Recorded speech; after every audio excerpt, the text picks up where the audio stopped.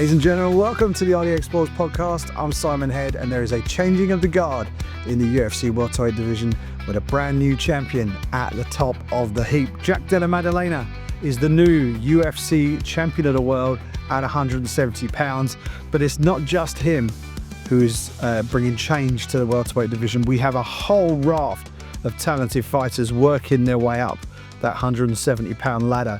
We'll talk about that on this week's show. We'll also look back at all the key results from UFC 315, and we'll take a look ahead to what's coming down the line at the UFC Apex this weekend as Gilbert looks to fend off the charge of another rising welterweight star in Michael Morales. But let's start this past weekend at UFC 315. The Bell Centre in Montreal was packed to the rafters for a UFC pay-per-view. It's been a while since the UFC have been up to Montreal. The crowd delivered, and the fight card was actually a really entertaining fight card. You take a look at the results on the main card. Yeah, 4 out of the 5 results on that main card were decisions, but they were all entertaining fights in their own way. I think we take a look at some of these performances, and they're all very, very important wins for those fighters. We had Della Maddalena in the main event winning on the scorecards. Valentina Shevchenko retaining her title on the scorecards. Ayman Zahabi defeating Jose Aldo. We will talk about that in a little bit. Slightly controversial, I would suggest, but nonetheless, the biggest win of Zahabi's MMA career, and Jose Aldo calling time on his career. Natalia Silva defeating former champion and number 1 contender Alexa Grasso in a star-making performance. All 4 of those fights went to the scorecards. Did it mean that those fights sucked? No, it did not. It means that we had some very competitive matches on that fight card in Montreal. But let's take a look a little bit further down the card and just pick out a couple of key results as we work our way up to the main event. On that preliminary card, good win for Modestas Bukauskas, the Baltic gladiator from this neck of the woods, repping Lithuania, training and living out of England, taking on Ion Cutelaba in a fight that I think a lot of people thought might be a tough out for Modestas. Modestas gets the job done on the scorecards. Split decision. It was one of those really weird split decisions where you've got 2 judges scoring the fight 30-27, but they scored the fight for different fighters. One of the judges gave all 3 rounds to Ion Cutelaba. Another judge gave all 3 rounds to Modestas Bukauskas, I apologize, and then Modestas getting that crucial 3rd and deciding scorecard in his favor, 29-28. People online are talking robbery. Other people are saying it was the right call. This is where MMA scoring is still very, very tricky, and I didn't watch or score the fight rather live, so it's hard for me to turn around and say, well, that scorecard was trash. This score, this is what the score should have been. I will take a look back and see how I might have scored that fight. The fact that you've got 2 contrasting, conflicting, contradictory 30-27 scorecards opens up the question of, okay, one of these judges has got this quite badly wrong. But if the rounds are really close and it's only fine margins deciding them, then it is possible that you can get scorecards like this. So we will look back and have a closer look at Modestas Bukauskas versus Ion Cutelaba. But strange scorecards on the preliminary card.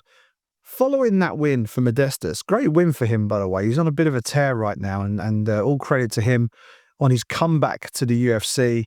Got badly injured in his last time with the UFC. Was cut from the promotion, went back to Cage Warriors, built himself back up, back in the UFC, and doing great things, and all credit and kudos to him. Training alongside Tom Aspinall, Mick Parkin, Fielder Freeze. He's in a room with some big bad boys every week, so he's clearly getting the benefit of that. But yeah, all kudos and credit to the Baltic gladiator, Modestas Bukauskas. Following his win, we had a huge win for Jasmine Jasdavicius, who has been quietly just moving her way up that women's flyweight division and has just produced the biggest win of her career. She submits Jessica Andrade in half a round, basically. 2 minutes 40 seconds was all it took to get the rear naked choke and to defeat the former women's strawweight champion, someone who is always very, very dangerous. But Jasmine went in there and did a job on Andrade. she's now a threat in the division. And we'll talk about Natalia Silva in a minute. Natalia Silva kind of announced herself as a contender by beating Jessica Andrade. Jasmine Just the Vicious just did that very, very impressively indeed. So, I think I saw on, I don't know if it was the weigh-in show or whether it was a review show, but someone, I can't remember who, might have been Dean Thomas, suggested that Jasmine Just the Vicious might be Canada's next best hope for a UFC champion. So we'll see how that one pans out for her. The women's flyweight division is starting to warm up a little bit now, with a couple of people moving into contendership, she being one of them. So looking forward to seeing what's next for Jasmine. And then hot on the heels of one Canadian win, we get another one. And this one had a little bit of heat behind it. Mike Malott, proper Mike Malott, taking on Charles Radke, Chuck Buffalo, a man who has no problem telling you what he thinks, and was clearly not an enormous fan of Canada heading into this. Didn't like the fact that the Canadians booed the American national anthem during the recent ice hockey matches between the two countries, and decided that he was going to exact some degree of revenge on the Canadian fight fans for that. That's not quite how it turned out for Chuck Buffalo, who has an exciting fighting style, but Mike Malott was on point and really, really looked good. Defeats Charles Radke, second round knockout, just 26 seconds into that second round. Nasty left hand drops him, finishes him with some vicious ground strikes. And that was a resounding win. Super classy in his post-fight interview. Didn't really want to drag up all the Canada versus US rhetoric, other than saying that he will, in the octagon, defend the honor of his nation, and all credit to him for doing that in style on Saturday night in the featured preliminary card fight. Those two wins just warmed up the Canadian crowd nicely for what was going to be a quite lengthy main card. 5 fights, but as I say, we had 2 5 rounds at the top of the fight card, top 4 fights on the fight card going the distance. The judges had a busy night up there at the Bell Centre. Not in the first fight, though. Benoit Saint-Denis taking on Kyle Prepolek, who stepped in on like a day's notice, I think, to take on Benoit. Benoit gets the job done. Arm triangle choke in the second round. One-way traffic from start to finish. It was just a case of when the finish would actually come. And credit to Kyle Prepolek, who did well to defend off his back for a long spell in that first round. But in the second round, he just didn't have enough left in the tank to keep fending off Benoit Saint-Denis. Eventually got the arm triangle choke, 2 minutes 35 in the second round. And Benoit, who was in a bit of a no-win situation with this fight, really. He needed a win for sure, but the value of the win is kind of reduced by the fact that it was a guy who wasn't in the UFC, called up on ridiculously short notice. Anything other than a finish was really going to be seen as a defeat, I think, in the eyes of many for Benoit Saint-Denis. So the fact that he got the job done and he did it in dominant fashion, checking the box for him. I'm sure he'll move on, and barring any niggling injuries that you might have picked up on fight night, I would imagine he'll want to get straight back in there as soon as is humanly possible and build up that momentum once again as he looks to make his way up that lightweight division. But Benoit Saint-Denis, decent performance, did what he had to do. A bit of a job of work for Benoit this weekend, but he got the job done. That then moves us into those top 4 fights on the card. Natalia Silva, who I've been very high on since she joined the UFC, taking on Alexa Grasso. For me, this was one of those fights where we were going to find out whether Natalia Silva was just an exciting fighter who would sit in that sort of 5 to 10 range in the women's flyweight division, or whether she had the ability to make that leap and become a bona fide title contender. Being in there with an Alexa Grasso who was really keen to bounce back after losing her belt to Valentina Shevchenko. Given that Shevchenko was defending her belt later in the night, this was the fight for both Natalia Silva and Alexa Grasso to really put a stake in the ground and say, hey, I'm next. I've got next. And Natalia Silva dominated. There's no other word for it. She dominated the fight. Alexa Grasso has excellent boxing. She could barely lay a glove on Natalia Silva. She tried to mix in some wrestling. Natalia Silva did a really good job of nullifying that as well. And as for Natalia Silva striking, lots of kicks, working off the back foot a lot, doing a lot of movement. I know the fans might not have been overly happy with towards the end of the fight. She got on her bike a little bit towards the end of the fight, didn't chase the finish as much. But even when she was fighting off the back foot, even when it looked like she was kind of just running a little bit, she was still pot-shotting Grasso with clean, crisp shots every time Alexa stepped into range, snapping her head back, mixing things up to the body as well.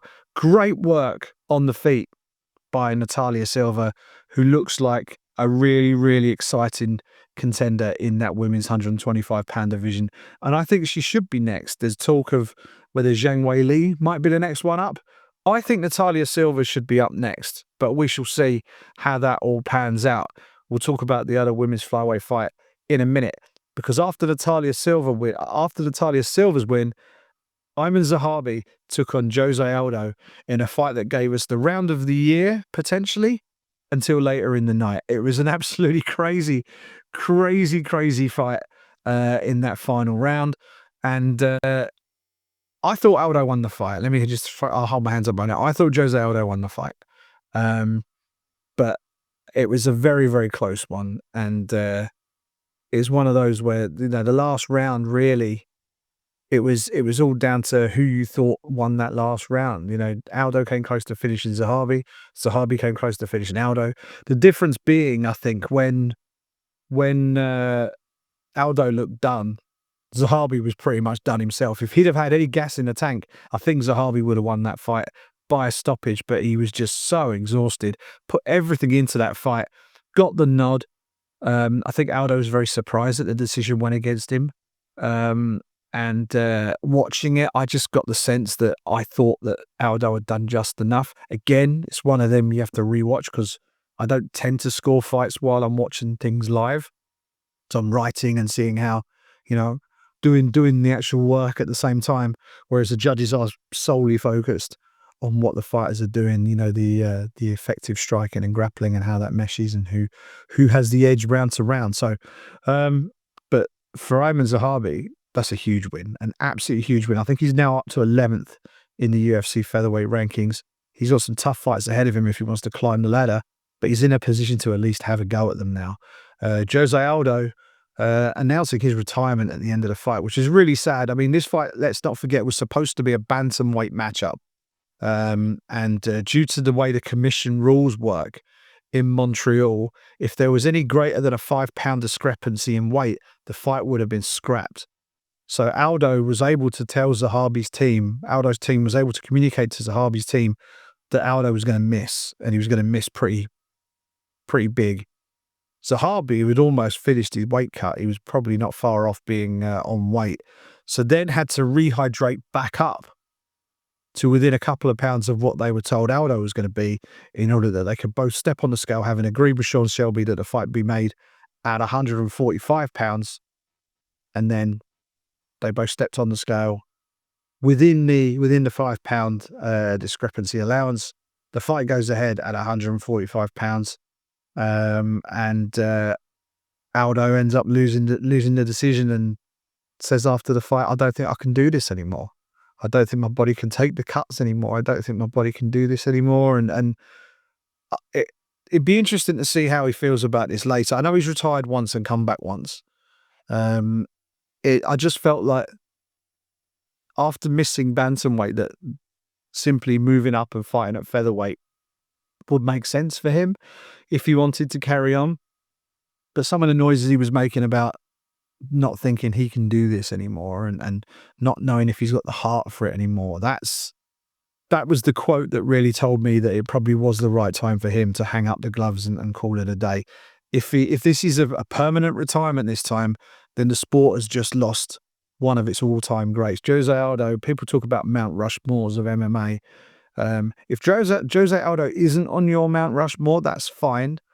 But I tell you this, he's not far away from it, because his achievements in the sport, his longevity in the sport is right up there with some of the best. And he is a class act to deal with as well. I was fortunate enough to interview him on the London Eye, of all places, during his media tour, the world tour that he did with Conor McGregor. And by the time he got to me, he'd had enough of Conor, to be honest. And I don't think he wanted to be anywhere other than where Conor McGregor was. And but he was super classy, and he was great to chat to, even though you knew that he just didn't want, he'd had enough of McGregor. And unfortunately for him, he'd gotten so angry that when he fought McGregor, we didn't see the Jose Aldo we used to see. We saw an impulsive, impatient Jose Aldo, an angry Jose Aldo, and that walked straight into Conor McGregor's trap, and McGregor executed perfectly with that 13-second knockout. The rest is history with regards to that. The sad thing is, there are many UFC fans out there, many MMA fans out there, whose only real memory of Jose Aldo is of him getting knocked out by McGregor and then everything that's happened since. When really, the real Jose Aldo, the Jose Aldo that needs to be remembered for sure, is everything that happened before the Conor McGregor fight. The incredible run as featherweight champion, his time in the WEC where he was an absolute savage. That portion of his career, you stand that run up against anybody in MMA history as a dominant run. He was spectacular to watch. He's a Hall of Famer already. And that's very much deserved. An absolute class act, Jose Aldo. Wish him well in his retirement, and I hope he's happy in doing so. And he can certainly hang up those gloves in the knowledge that he has accomplished pretty much everything there is to accomplish in this sport. So, happy trails to Jose Aldo, an absolute legend. But on Saturday night, that belonged to Ayman Zahabi. And that brought us to the co-main event of the evening. The women's flyweight title was on the line. Valentina Shevchenko taking on someone who many people fancied to dethrone her, Manon Fiorot from France. Going into the fight, it looked like she had a lot of physical advantages. She certainly was the bigger fighter. She had the reach advantage. She's got a very long, rangy kickboxing style, excellent takedown defense, and a solid gas tank to go with it. It looked like a nightmare matchup for Valentina Shevchenko, who is the most technical flyweight fighter on the planet, can do everything excellently, but everything that she was good at in terms of the striking, Manon Fiorot could do from further away. She had the ability to land strikes when Valentina couldn't, and it looked like a tough one on paper for Bullet Shevchenko. And the question going into it is, do you side with Valentina's complete skill set and championship experience, or do you go with Fiorot, who seemed to have some difference-making advantages in the locker? And let's say this, Manon fought really well. Manon did not, she won't come away from this fight feeling like she blew her chance. I think she fought really, really well and pushed Valentina right to the limit. I mean, all three scorecards were 3-2, 48-47, all in favour of Valentina Shevchenko. But make no mistake, this was no gimme. This was a really, really closely contended fight. And on another night, Manon Fiorot, one decision here or there, slightly different in one round, or a couple of clean strikes here or there, we've got a new champion of the world. That's how close this fight was. But Valentina Shevchenko really, really did a good job in fight. I mean, you consider that she's getting a little bit older now. She's taking on a younger contender, someone who she's going to have to walk through the fire a little bit to get her hands on Manon, whether it be striking, whether it be grappling. She was able to time her brilliantly, and we saw this really early on in the fight. Manon was settling into her routine, and it was like, oh, okay, she's settled into this really well. But after about a minute and a half, Valentina just caught her on the way in with a straight lead, bang, walked her straight onto it, flush. And it was like, wow, she's timing her already. And then that seemed to be consistent through so much of the fight. She was able to pick a lot of those moments where Manon was going to step in and really load up on her shots and beat her to the punch and just go straight down the pipe with some brilliant straight shots, getting her own head off the center line and replacing it with a straight, just going straight down the middle and connecting flush.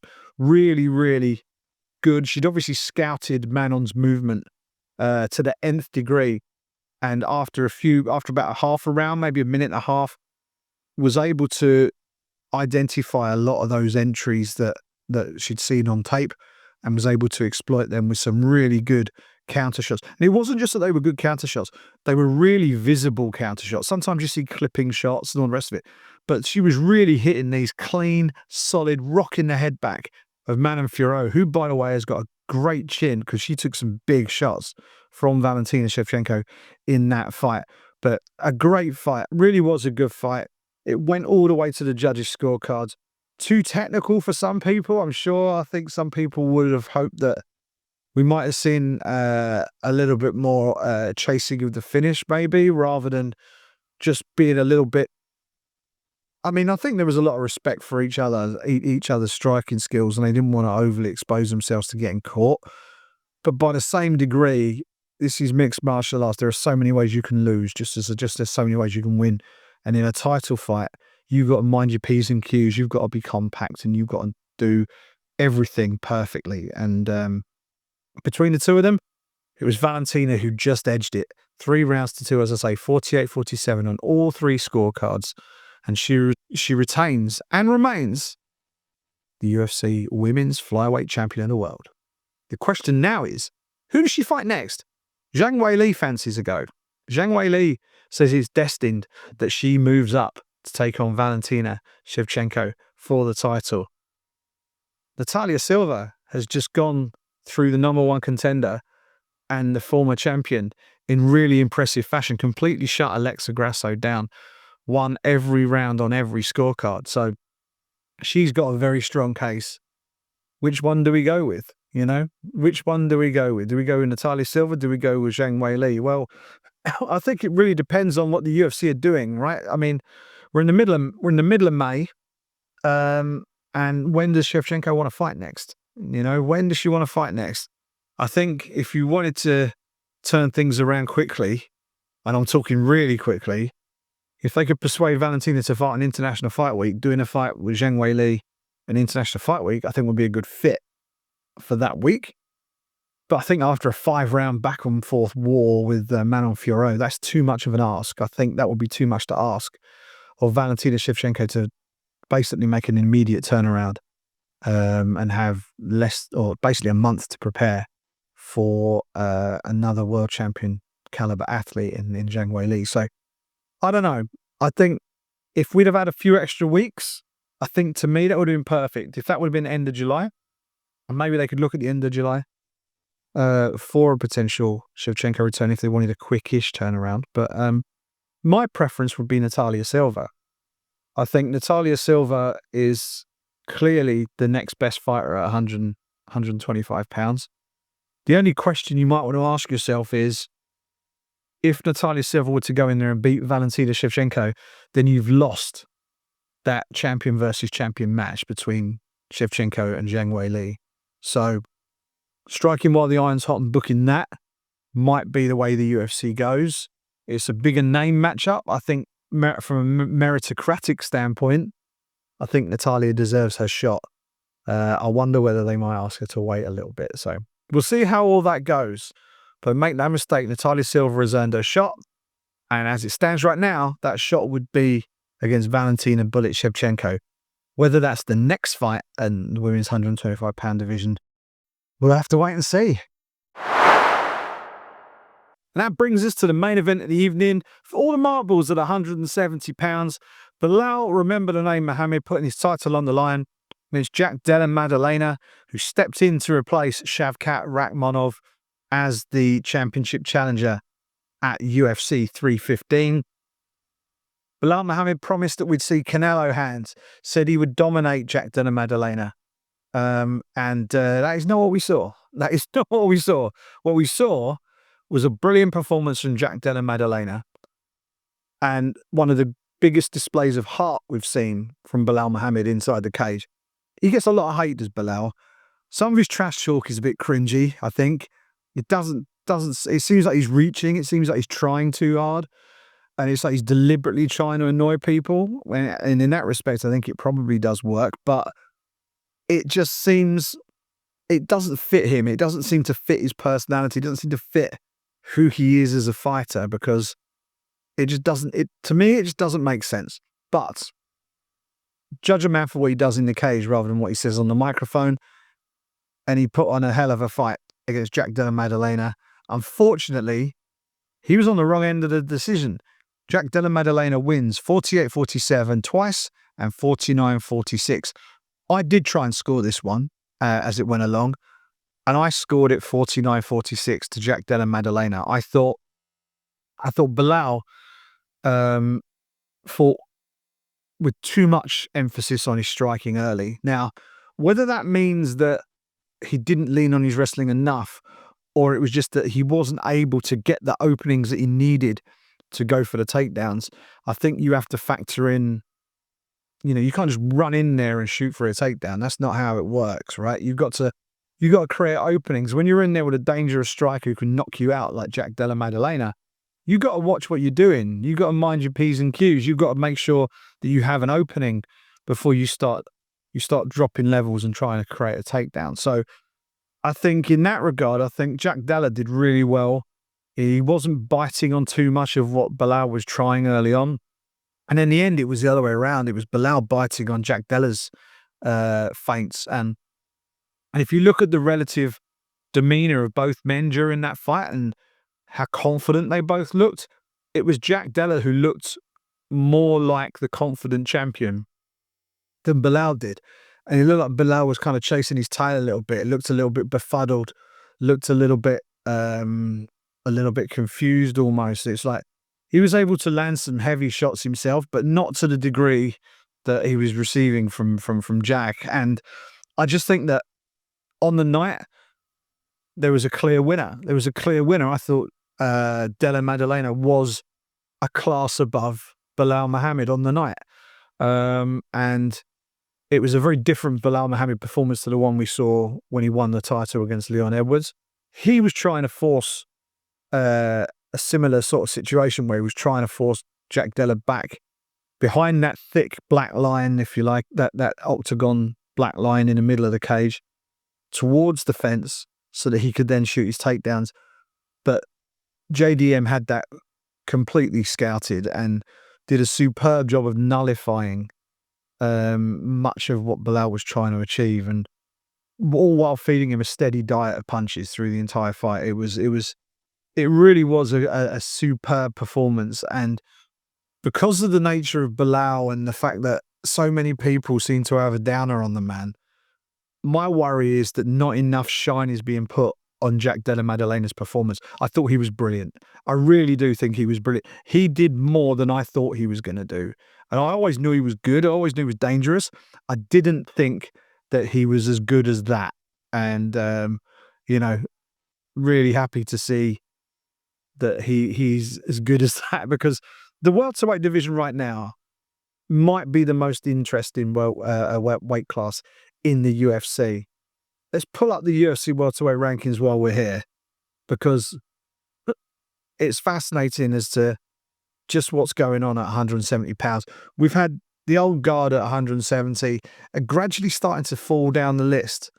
Leon Edwards, Kamaru Usman, Gilbert Burns, Colby Covington, Jeff Neal, Wonderboy Thompson, Vicente Luque, all of whom were sort of in that upperish echelon of the division, some of whom were champions.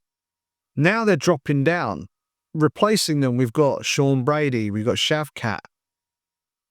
Working their way up, we've got Ian Machado Gary, we've got Joaquin Buckley, who fights Kamaru Usman in a few weeks' time. So this weekend, we've got Michael Morales, who's ranked 12th. And now at the top of the division, Jack Della Maddalena. So we've got this new generation of welterweights working their way up. And you've got Carlos Prates. I know he lost last time out against Ian Machado Gary, but he's very much a factor in this division. Make no mistake whatsoever. I don't think he's any less of a contender, really, as a result of his defeat. I just think that Ian is a cut above him right now. But he's still a contender for sure. The man from the Fighting Nerds, Carlos Prates. But we've got a new generation, the next generation, welterweights, the next generation, working their way up. And at the top of the division right now, we got Jack Della Maddalena. And it looks very much like, despite that massive list of contenders who are queuing up to face him, none of them are probably going to be the first one to fight him, because all signs are pointing to Islam Makhachev moving up from lightweight to challenge for that welterweight title. That was not going to happen if Belal retained the belt, because Belal and Islam train together on occasion, and those teammates don't fight each other. It only happened, or it was only ever going to happen if Belal ended up dropping the belt. Belal ended up dropping the belt. He ended up losing it to Jack Della this weekend. Islam Makhachev immediately on social media pushing his claim to face him next. The post-fight interview, I mean, Jack Della, he's still covered in sweat with a belt over his shoulder. He hasn't even left the cage. They're matchmaking him with Islam Makhachev next. And I don't think, this is not a gimme for Islam Makhachev. I mean, we don't know what he looks like at 170 pounds for a start. We got no idea. He's certainly got the frame for it, but he's got to carry that extra poundage around. How's that going to affect him? And Jack Della Maddalena has pretty high output at 170 pounds. And he's certainly got solid credentials in all areas. He's got solid enough takedown defense. But the thing with Jack Della is he can really bang. And although you haven't seen much of it at lightweight, Islam has been knocked out before. And Jack Della hits harder than most lightweights do. So that's going to be a really interesting styles matchup if that is what we get next. I would assume if they do that, they will do that later in the year. I don't think they'll do that in Australia. As much as Maddalena would love that, I'd be very surprised if they did it over there. I would assume they would probably do that in the UAE somewhere if they could do that, Abu Dhabi, or maybe even bring it over to Vegas. Who knows? But I think that the chances of that being in Australia are slim-ish. I don't know if Islam would agree to that, but if you're Jack Della, you're the champ. You should call the shots, right? If he wants to fight me, he's got to come to Perth and face me in Perth. So we'll see how that one goes. But he is the champion right now. Islam Makhachev looks like he's probably going to be next. That then opens things up for International Fight Week, where the rumor was we were going to get Islam versus Ilia Topuria, the fight that I think everybody wants to see. There's two fights in the UFC that everybody wants to see. John Jones versus Tom Aspinall, Islam Makhachev versus Ilia Topuria. John Jones versus Tom Aspinall appears no closer to being booked. So looks like either that isn't going to happen or we're going to have to wait a while before it does. Topuria versus Makhachev, now is the time. I think you have to book that fight. And, I think even if Islam wants to move up to 170, I think you say, yeah, you can have the title fight with Jack, but you got to face Topuria at 55 first. And you either win at 55 and then drop the belt, or you end up getting beat by Topuria and then you move on and depart the division. But yeah, I don't know.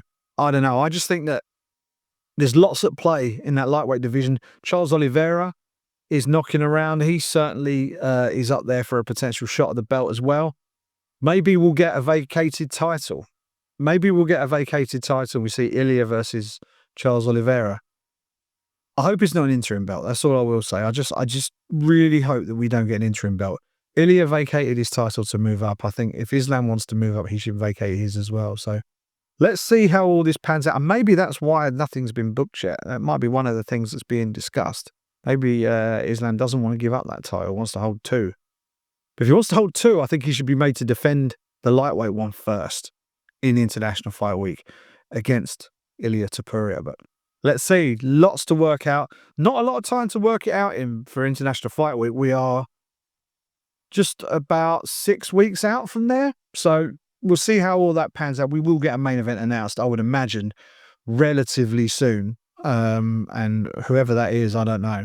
But that fight card needs building out, and I'm sure they've got loads of fights they're already penciling in. So, but it's all about that marquee matchup at the top of the card for UFC 317. We will see what happens with that a little bit down the line. All right, and before we leave you this week, let's take a quick look forward to what we've got from the UFC Apex this weekend. UFC Fight Night back in Las Vegas. Gilbert Burns taking on Michael Morales in the main event. Really interesting matchup at 170 pounds. Again, that action-packed division, 170 pounds, the welterweight division. And it's not just a battle of the generations. It's form and youth versus experience, right? Because Gilbert Burns has been there, seen it. He's been right up there. He's challenged for championships. He's a former jiu-jitsu world champion. He's got 30 fights to his name. He's knocked out loads of people. He's submitted loads of people. He's been a factor in the upper echelon of that welterweight division for a good while. But he's on a 3-fight skid. He's lost to Jack Della. He's lost to Belal Muhammad, and he's lost to Sean Brady. That's 3 elite level opponents that he's lost to, but he did lose them all, which means that he's just below championship level, right? He's just outside of like being a challenger as things stand. But he's also on a 3-fight skid, which is never a good thing, right? Switch to the other side, and you've got Michael Morales, who is much younger. He's undefeated, 17-0 undefeated, and he's coming off the most impressive win of his career where he absolutely did a number on Neil Magny.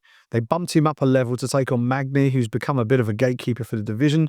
Just how good are you, Michael Morales? Well, the answer based on that, pretty bloody good. He went through Neil Magny like a hot curry, absolutely demolished him, and now he's in there with Gilbert Burns. If he can repeat the trick against Gilbert Burns, you can add him to that list of young up-and-coming contenders that we talked about, your Machado Garys, the Praches, your Sean Bradys, those guys who are really sort of taking over at the top of the welterweight division. Michael Morales will be in that mix among it if he beats Gilbert Burns, and certainly if he finishes him this weekend at the UFC Apex. For Gilbert Burns, he's got a lot to, this is kind of a crossroads fight for him, I think. If he can beat Michael Morales, that just reminds the world, hey, I'm not done yet. I've still got some gas left in the tank. I can still beat some of these young guns. I just need to make a few little tweaks and I'm on my way back up there. But if he loses, then he starts to drift down into the sort of 10 to 15 or towards the 10 to 15 range in the rankings maybe. And then you sort of approaching sort of gatekeeper status. So interesting to see this one because Burns has got the tools to win this fight. No doubt about it. He's got heavy-handed punch power and he's got elite level jiu-jitsu, which arguably he doesn't use as much as he probably should inside the octagon. I'll never forget when he fought Dan Hooker, and we interviewed Dan Hooker at the time, and then Hooker told us that Gilbert had fallen in love with his hands a little bit and he's going to take advantage of that. And he did on the night, and Dan Hooker won that fight. But Gilbert loves to stand and trade. That's what he loves to do. He loves to entertain the fans. But I think where he quite often has the skill discrepancy against his opponents is in the jiu-jitsu, in the grappling.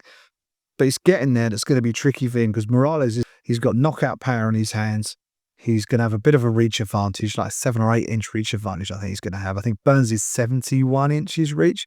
And I think Morales is like 78 or 79. So big reach advantage for Michael Morales. Yeah, we'll see how this one goes. I mean, looking at it, the odds are stacked against Gilbert Burns in this one. He's got a young, hungry, undefeated contender who is getting better every time we see him. His skill set's getting more refined and more well-rounded every time we see him. And the skills that he has do a pretty good job of cancelling out the best stuff that Gilbert Burns has got. Burns is going to need to snatch up something in the transition. That's basically how I see it. I think he's going to need to win in the scrambles. And if he can lock something up in the scrambles, he can give Morales a bit of a surprise, I think, and use his jiu-jitsu experience to his advantage. But it's a tough one for him. I think it's a really tough one. Michael Morales looks like the real deal at 170 pounds.